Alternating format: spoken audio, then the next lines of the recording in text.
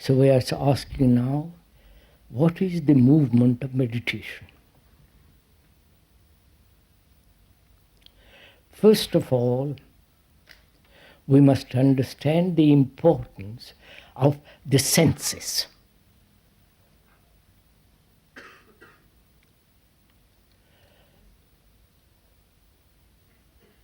Most of us react or act according to the urges, demands, and the insistence of our senses. And those senses never act as a whole, but only as a part. Right? Please understand this, if you don't mind inquiring into this little more for yourselves, talking over together, that all our senses never function, move, operate as a whole, holistically. If you observe yourself and watch your senses, you will see that one or the other of the senses becomes dominant. One or the other of the senses takes greater part in observation,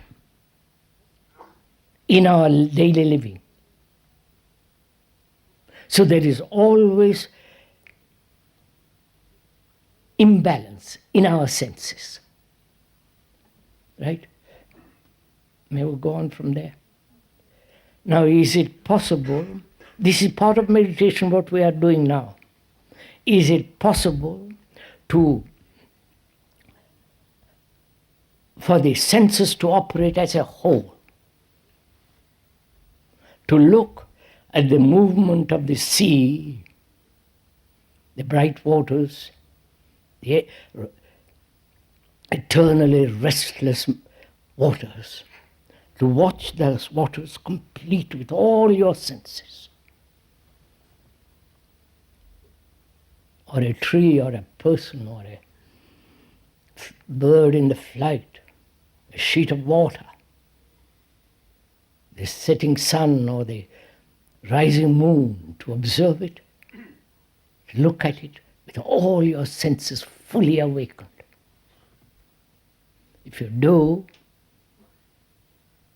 then you discover for yourself, I'm not telling you, I'm not your authority, I'm not your guru, you're not my followers. Followers are the most destructive people. And the gurus too. If you observe this operation of the whole senses acting, you find there is no center from which the senses are moving. Are you trying this as we are talking over together? To look at your girl or your husband or your wife or the tree or the house with all the highly active, sensitive senses.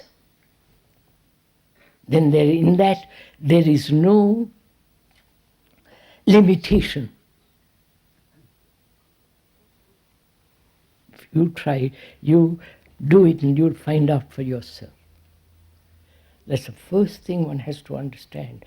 The place of the senses. Because most of us operate on partial or particular sense. We never move or live with all our senses fully awakened, flowering.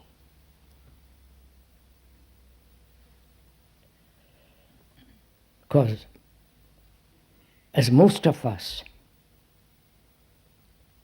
live, operate, and think partially. So one of our inquiries into this is for the senses to function fully and realize that the importance and the illusions that senses create. Are you following what this? And to give the senses their right place, which means not suppressing them, not controlling them, not running away from them, but to give the proper place to the senses. This is important because in meditation, if you want to go into it very deeply, unless one is aware of the senses, they create different forms of neurosis, different forms of illusions. They dominate in our emotions and so on, so on, so on. So that's the first thing to realize. If when the senses are fully awakened, flowering, then the body becomes extraordinarily quiet.